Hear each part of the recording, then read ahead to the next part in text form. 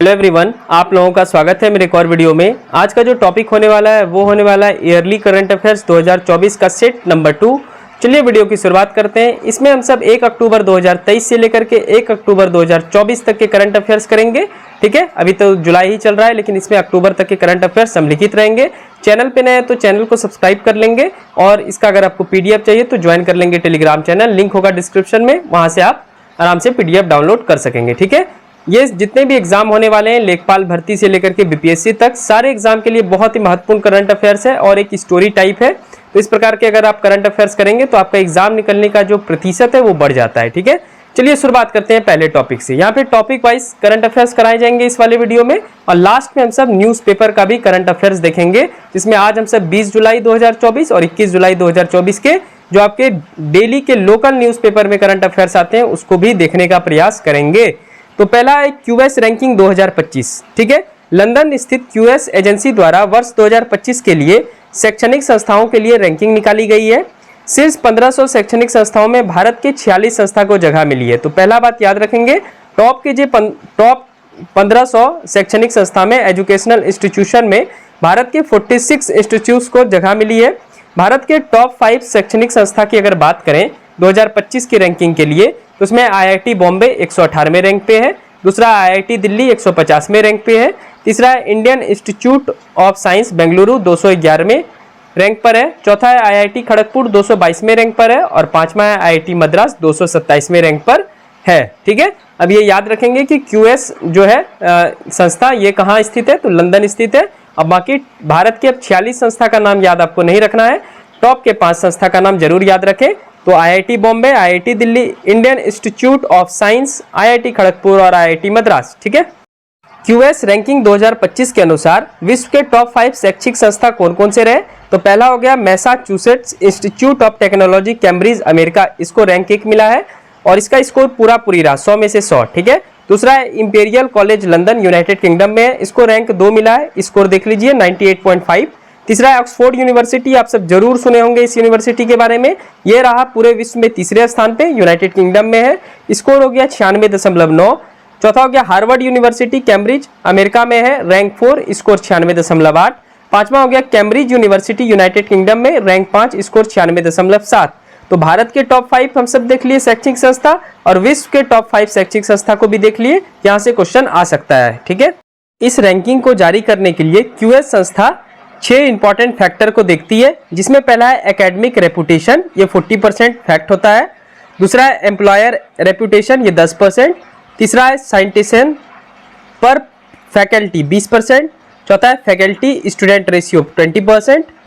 पांचवा international faculty ratio 5% और छठा इंटरनेशनल स्टूडेंट रेशियो 5%। ये उतना महत्वपूर्ण नहीं है पर 6 महत्वपूर्ण मानक आधार पर क्यूएस रैंकिंग जारी की जाती है। पिछले वर्ष की बात करें तो भारत के 45 संस्था को जगह मिली थी, लेकिन इस वर्ष जो है 46 संस्था को जगह मिली है, जो कि हम सब देखें। ठीक है, चलिए बढ़ते हैं अगले करंट अफेयर्स की ओर।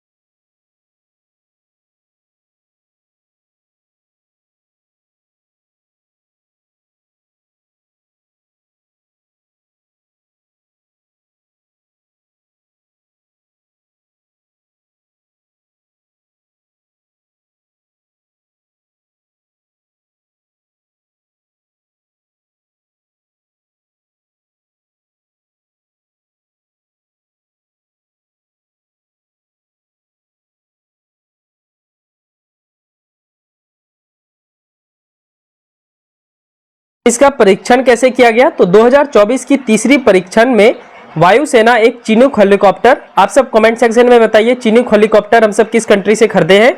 तो एक चिनूक हेलीकॉप्टर पंखों वाले पुष्पक नामक एक यान को लेकर ऊपर गया। कितना ऊपर गया भाई, तो 4.5 किलोमीटर की ऊंचाई पर गया और रनवे से 4 किलोमीटर दूरी पर इसे छोड़ दिया।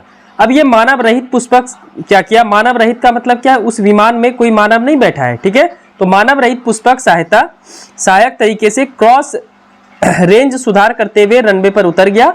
अब ये टेक्नोलॉजी हासिल करने वाला भारत जो है वो चौथा देश बन गया। इससे पहले ये टेक्नोलॉजी अमेरिका, रूस और चीन के पास था और भारत अब ये चौथा देश बन गया है ये वाला टेक्नोलॉजी हासिल करने वाला। तो याद रखेंगे कि पुष्पक का तीसरा वर्जन जो है इसका सफल प्रशिक्षण किया गया है। नेक्स्ट टॉपिक देखते हैं करंट अफेयर्स का। ड्रोन नागशस्त्र 1 की पहली खेप भारतीय सेना को मिली। ध्यान से समझेंगे इस ड्रोन के बारे में। नागशस्त्र 1 ड्रोन को सुसाइड ड्रोन भी कहा जाता है। यह ड्रोन अपने सैनिकों की जान खतरे में डाले बिना दुश्मन के किसी भी ठिकाने पर हमला कर सकता है।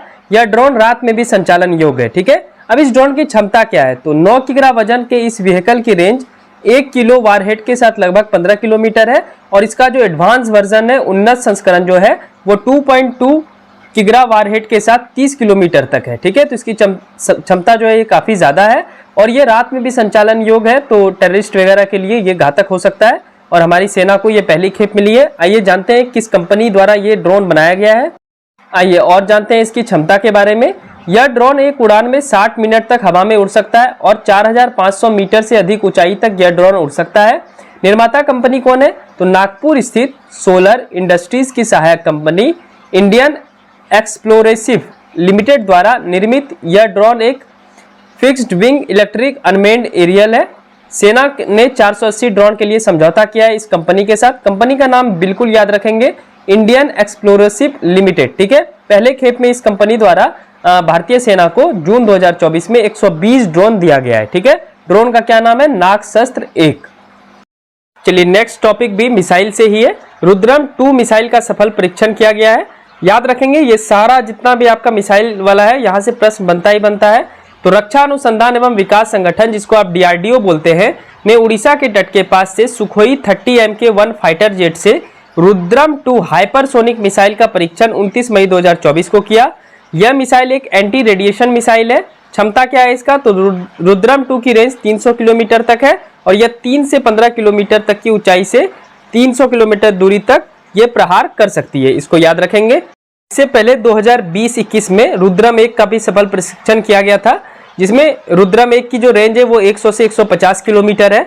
हाइपरसोनिक हथियार क्या होता है? तो देखिए यहाँ पे लिखा हुआ है, हाइपरसोनिक हथियार एक ऐसा हथियार है जो हाइपरसोनिक गति से यात्रा करने में सक्षम है, जिसे ध्वनि की गति से 5 से लेकर के 25 गुना या लगभग 1 से लेकर के 5 मील प्रति सेकेंड के रूप में परिभाषित किया गया है। तो हाइपरसोनिक मिसाइल के बारे में आप याद रखेंगे, ये ध्वनि से के गति से 5 से लेकर के 25 गुना तक अधिक हो सकता है। ठीक है, तो रुद्रम 2 के बारे में याद रखिएगा, ये एंटी रेडिएशन मिसाइल है, ऐसा पूछा जा सकता है। चलिए नेक्स्ट टॉपिक है। निजी क्षेत्र की कंपनी द्वारा सेमी क्रायोजेनिक 3D इंजन युक्त अग्निबाण रॉकेट का सफल परीक्षण किया गया। चेन्नई स्थित एक स्टार्टअप है जिसका नाम है अग्निकुल कॉस्मोस। ठीक है, तो ये प्राइवेट कंपनी है अग्निकुल कॉस्मोस। इसने क्या किया? 30 मई 2024 को प्राइवेट प्रशिक्षण स्थल धनुष में स्वदेशी 3D printed semi cryogenic engine युक्त एक चीज बनाया जिसका नाम है अग्निबाण सब ऑर्बिटर टेक्नोलॉजी डेमोन्स्ट्रेटर का सफल प्रशिक्षण किया। अग्निबाण सेमी क्रायोजेनिक इंजन वाला भारत का पहला रॉकेट है। इसकी सफल उपकक्षीय प्रशिक्षण उड़ान के साथ ही अग्निकुल कॉस्मोस उपलब्धि करने वाला भारत की दूसरी प्राइवेट कंपनी बन गई है। अब आपको पता है स्पेस के क्षेत्र में भारत सरकार बहुत ज्यादा निजी क्षेत्र वाले कंपनी को भी बहुत ज्यादा बढ़ावा दे रही है।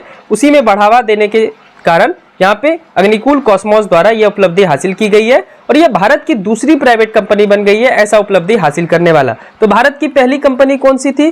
तो आप याद कीजिए, कुछ दिन पहले भारत की एक कंपनी आई हुई थी हैदराबाद की स्काई रूट एरोस्पेस। इन्होंने एक उपकक्षीय रॉकेट लॉन्च किया था जिसका नाम रखा था विक्रम एस, और ये आप याद करेंगे तो 18 नवंबर 2022 में ये प्रशिक्षण किया गया था। तो भारत की पहली निजी कंपनी बनी थी हैदराबाद की Skyroot company, Skyroot Aerospace उसका नाम है, और दूसरी निजी कंपनी बन गई है ऐसा कुछ हासिल करने वाला, उसका नाम है क्या? अग्निकुल कॉस्मोस। तो दोनों नाम याद रखेंगे, एग्जाम में जरूर पूछेगा।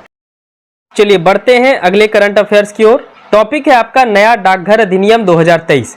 देश में नए डाकघर अधिनियम 2023 18 जून 2024 से लागू किया गया। यह नया अधिनियम भारतीय डाकघर अधिनियम 1898 का स्थान लेगा।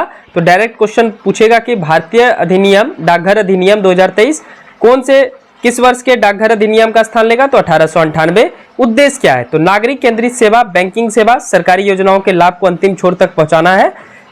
राज्यसभा में डाकघर विधेयक 2023 4 दिसंबर 2023 को पारित हुआ। लोकसभा में 18 दिसंबर 2023 को और 24 दिसंबर 2023 को राष्ट्रपति द्वारा इसे अनुमोदन किया गया और 18 जून 2024 से ये डाकघर अधिनियम प्रभावी रहा। तो ये छोटा सा है पर बहुत ही महत्वपूर्ण करंट अफेयर्स है। चलिए नेक्स्ट करंट अफेयर्स देखते हैं। श्रीनगर को विश्व शिल्प परिषद का शिल्प नगरी का दर्जा, ये क्या है? अद्वितीय हस्तशिल्प के लिए विश्व विख्यात श्रीनगर कश्मीर को विश्व शिल्प नगरी का दर्जा विश्व शिल्प परिषद ने जून 2024 में दिया। यह दर्जा मिलने से श्रीनगर में हथकरघा व हस्तशिल्प क्षेत्र को बढ़ावा मिलेगा। 2021 में श्रीनगर को यूनेस्को की क्रिएटिव सिटी के रूप में भी मान्यता प्राप्त हो चुका है। शिल्प नगरी के रूप में शिल्प परिषद से मान्यता प्राप्त भारतीय शहरों की संख्या 4 हो गई है। तो श्रीनगर ये चौथा बन गया है शहर जो कि भारतीय शिल्प परिषद द्वारा इसको मान्यता दी गई है। इससे पहले 3 है, जयपुर, मैसूर और ममल्लमपुरम। चलिए तीनों की विशेषता जान लेते हैं। यहाँ से प्रश्न बनेंगे जयपुर, मैसूर और ममल्लमपुरम में क्या क्या विशेषता है। देखिए जयपुर किसके लिए फेमस है? तो यह कुंदन जोड़ाई, मीनाकारी, लाख आधारित कार्य व गोटा पट्टी आदि के लिए प्रसिद्ध है। मैसूर किन्नल चित्रकार, चंदन और शीशम की लकड़ी की नक्काशी के लिए प्रसिद्ध है। वही ममल्लमपुरम पत्थर पर नक्काशी के लिए प्रसिद्ध है। इसलिए इन तीनों शहर को रखा गया था शिल्प परिषद द्वारा, शिल्प नगरी का दर्जा दिया गया था। और अब चौथा जो शहर बन गया है वो श्रीनगर बन गया है। शिल्प परिषद की शिल्प नगरी का चौथा शहर बन गया है श्रीनगर, जो कि कश्मीर में है। बहुत ही महत्वपूर्ण करंट अफेयर्स है नेक्स्ट वाला। अंतरिक्ष में 1000 दिन तक रहने के रिकॉर्ड बनाए गए हैं पहले अंतरिक्ष यात्री द्वारा। 15 सितंबर 2023 को अंतर्राष्ट्रीय अंतरिक्ष स्टेशन पर रह रहे रूसी अंतरिक्ष यात्री ओलेग कोनेन्को अपनी 5 अंतरिक्ष यात्रा में दौरान जून 2024 के अंत तक कुल मिलाकर 1000 से अधिक दिन तक रहने का रिकॉर्ड बनाया है। अभी तक मतलब वे कुल 1110 दिन तक रह चुके हैं। ठीक है, 15 सितंबर 2023 को ये गए थे रूस के सोयूज MS-24 के जरिए, ये अंतर्राष्ट्रीय अंतरिक्ष स्टेशन पर गए थे। तो इन्होंने अब 1000 दिन का रिकॉर्ड बना दिया है अंतरिक्ष में रहने का। 1000 दिन, ठीक है, काफी ज्यादा होता है। इससे पहले रिकॉर्ड रूस के ही गेनाडी पाडलका के पास था जो कि 878 दिन तक अंतरिक्ष में रहे थे। तो बहुत ही महत्वपूर्ण क्वेश्चन है, याद जरूर रखेंगे। चलिए यहां से हम सब लोकल जो बिहार के न्यूज़पेपर आते हैं उनके करंट अफेयर्स देखेंगे, बहुत ही महत्वपूर्ण है। तो 20 जुलाई और 21 जुलाई के इसमें हम सब करंट अफेयर्स देखेंगे। ठीक है, ये लोकल न्यूज़पेपर से कलेक्ट किया गया है, इसमें बहुत ज्यादा मेहनत लगता है। ठीक है, चलिए रेशम उद्योग के लिए 19.44 करोड़ रुपए स्वीकृत किए गए हैं। वस्त्र मंत्रालय केंद्र सरकार द्वारा special infrastructure project national handloom development program के अंतर्गत सिल्क उद्योग के विकास के लिए 19.44 करोड़ रुपए की लागत से परियोजना को स्वीकृति दी गई है। इसके अंतर्गत मीराचक, ये भागलपुर में है, तो इस भागलपुर को याद रखेंगे, बिहार का एक जिला है। भागलपुर के मीराचक में बुनकरों के विशेष प्रशिक्षण के लिए 143.17 लाख रुपए की स्वीकृति दी गई है। भागलपुर जो है तसर रेशम के लिए प्रसिद्ध है। इसके अलावा अंडी रेशम के लिए भी यह क्षेत्र जाना जाता है। और ये जो बनेगा इसके लिए सड़क किनारे खाली जमीन पर अर्जुन के पेड़ लगाए जाएंगे। ठीक है, तो वहां से आपको प्राप्त होगा सिल्क या रेशम। तो ये याद रखेंगे। रेशम उद्योग के लिए कितना करोड़ स्वीकृत हुआ है पूरे बिहार में? 19.44 करोड़। उसमें से भागलपुर के मीराचक को डेवलप किया जाएगा, विशेष प्रशिक्षण दिया जाएगा वहां के बुनकरों को। 143.17 लाख रुपए की स्वीकृति दी गई है, इसको याद रखना है आप सबको। चलिए नेक्स्ट देखते हैं हम सब। नेक्स्ट टॉपिक है आपका विक्रमशिला केंद्रीय विश्वविद्यालय की स्थापना को लेकर जमीन अधिग्रहण। ये भी भागलपुर से न्यूज है। विक्रमशिला केंद्रीय विश्वविद्यालय को लेकर 205 एकड़ जमीन के लिए 2 जगह का जमीन का चयन किया गया है। ठीक है, इसको याद रखिएगा, मलकपुर और अंतिचक मौजा, दोनों नाम याद रखेंगे आप सब, क्योंकि बहुत ज्यादा लोकल पूछ लेता है आपसे बिहार के एग्जाम में। तो इन दोनों जगह पर जमीन का चयन किया गया है विक्रमशिला केंद्रीय विश्वविद्यालय बनाने के लिए। एकड़ है 205 एकड़। बिहार सरकार द्वारा विक्रमशिला विश्वविद्यालय ऐतिहासिक स्थल के समीप केंद्रीय विश्वविद्यालय की स्थापना के लिए भूमि अधिग्रहण के लिए निर्मित 87 करोड़ 99,81,355 रुपए की स्वीकृति प्रदान की गई है। प्रधानमंत्री नरेंद्र मोदी ने 2015 में विक्रमशिला केंद्रीय विश्वविद्यालय बनाने की घोषणा की थी और 500 करोड़ रुपए बजट के लिए प्रावधान भी किया था। यह विश्वविद्यालय कहलगांव भागलपुर में बनेगा, तो कहलगांव नाम याद रखेंगे। और कहाँ पे जमीन है? तो मलकपुर और अंतिचक मौजा, जो कि कहलगांव में ही होगा। और कहलगांव कहाँ है? भागलपुर में है, भागलपुर का एक क्षेत्र है, वहां पे बन रहा है विक्रमशिला केंद्रीय विश्वविद्यालय। कहलगांव एक और चीज के लिए फेमस है, गेंजेटिक डॉल्फिन अभ्यारण्य के लिए भी कहलगांव फेमस है, तो ये भी आप याद रखेंगे। चलिए बढ़ते हैं अगले करंट अफेयर्स की ओर। अब यहाँ से हम सब 21 जुलाई के करंट अफेयर्स देखेंगे। तो बिहार के भागलपुर के सैंडिस में, सैंडिस एक कंपाउंड है जहाँ पे खेल वगैरह होता है, मैं आपको बता देता हूँ क्योंकि मैं यहाँ का लोकल हूँ। तो सैंडिस में मैराथन दौड़ के लिए बनेगा सिंथेटिक ट्रैक। ये क्या है? तो भागलपुर के सैंडिस कंपाउंड में क्रिकेट स्टेडियम और बहुउद्देशीय मैदान का विकास होगा। मैराथन दौड़ के लिए सिंथेटिक ट्रैक बनाया जाएगा और यहाँ पे एक सुल्तानगंज जगह है, वहाँ पे उसका नाम बदल के क्या किया गया, अजगैबी धाम किया गया है। ठीक है, अजगैबी नाथ धाम के नाम से जाना जाएगा सुल्तानगंज। ठीक है, इसको याद रखेंगे आप सब। भागलपुर, अभी यहाँ से एक और क्वेश्चन आता है कि अजगैबी नाथ मंदिर कौन से जिले में है, ये भी बीपीएससी क्वेश्चन पूछ चुकी है। तो ये कौन से जिले में है, भागलपुर जिले में और सुल्तानगंज में है। ठीक है, ये करंट अफेयर्स का वीडियो आपको कैसा लगता है नीचे कमेंट सेक्शन में जरूर बताएं और कुछ फीडबैक हो तो वो भी आप दे सकते हैं। ठीक है, टॉपिक है कार्बन न्यूट्रल विलेज के मिशन पर संगम नगरी की 2 पंचायतें। ये आपके यूपीपीसीएस एग्जाम के लिए बहुत ही महत्वपूर्ण हो सकता है। धर्म, अध्यात्म, साहित्य और कला की नगरी प्रयागराज की 2 पंचायतें भारत के आधुनिक इतिहास में पर्यावरण मित्र के रूप में स्थान बनाने के लिए अग्रसर है। क्या नाम है 2 पंचायत का, कौसड़ा कला और खीरी पंचायत कार्बन न्यूट्रल बनने के अभियान में तेजी से बढ़ रहा है। इन दोनों पंचायत में सौर ऊर्जा से लेकर प्रचुर हरियाली का लक्ष्य साधा जा रहा है। यहाँ जनसंख्या से लगभग 3 गुना से ज्यादा वृक्ष लगे हैं। मेनली यहाँ पे 2500 के आसपास जनसंख्या है और उससे 3 गुना लगभग 7500 से 8000 वृक्ष लगे हुए हैं। और काफी लोग यहाँ पे जो है ये जैविक ईंधन का यूज नहीं करते हैं, यहाँ पे सोलर प्लेट का बहुत बखूबी इस्तेमाल किया जा रहा है। तो ये पहला 2 पंचायत बन जाएगा आपका, कौन कौन, कोसड़ा कला और खीरी पंचायत, ये कार्बन न्यूट्रल बनने वाला पंचायत बन जाएगा। तो ये न्यूज में है, आपको इसको याद रखना है। ये प्रयागराज में है और प्रयागराज उत्तर प्रदेश में पड़ता है। चलिए अगला करंट अफेयर्स हम सब देखते हैं। टॉपिक है एक्स पर सबसे अधिक फॉलोअर्स में नरेंद्र मोदी का स्थान। अब भाई एक्स क्या है, तो ट्विटर को एक्स बोलते हैं आप सब। ठीक है, तो एक्स पर सबसे अधिक फॉलोअर की सूची में नरेंद्र मोदी का 7वां स्थान है। इन्हें 10 करोड़ लोग फॉलो करते हैं। ठीक है, एक्स पर सबसे ज्यादा फॉलोअर की सूची में एलोन मस्क, ठीक है, टेस्ला के फाउंडर हैं, ये प्रथम स्थान पर है। 18.9 करोड़ लोग इन्हें फॉलो करते हैं। तो नरेंद्र मोदी का स्थान है, ये मेनली आपको याद रखना है। चलिए नेक्स्ट देखते हैं हम सब। टॉपिक है कृति परियोजना। इसका लक्ष्य 100 दिनों में 1 लाख से अधिक खिलाड़ियों की पहचान करना है। खेल मंत्रालय के अनुसार खेलो इंडिया उदीयमान प्रतिभा पहचान कृति के तहत 2047 तक भारत को ओलंपिक में विश्व के शीर्ष 5 देशों की सूची में लाना है। मनसुख मांडविया ये युवा मामले के खेल मंत्रालय हैं। इन्होंने जवाहरलाल नेहरू स्टेडियम से दूसरे चरण की शुरुआत की। ठीक है, तो कृति परियोजना का संबंध समझ गए आप सब, मेनली ओलंपिक से है और ओलंपिक में भारत के अच्छे प्रदर्शन करने से है। चलिए 2 करंट अफेयर्स और हम सब देखेंगे, फिर वीडियो का अंत करेंगे। एआईएफएफ के महासचिव बने हैं। एआईएफएफ के महासचिव केरल के अनिल कुमार प्रभाकरन को खेल संस्था का महासचिव नियुक्त किया गया है। इन्होंने एम सत्यानारायण का स्थान लिया।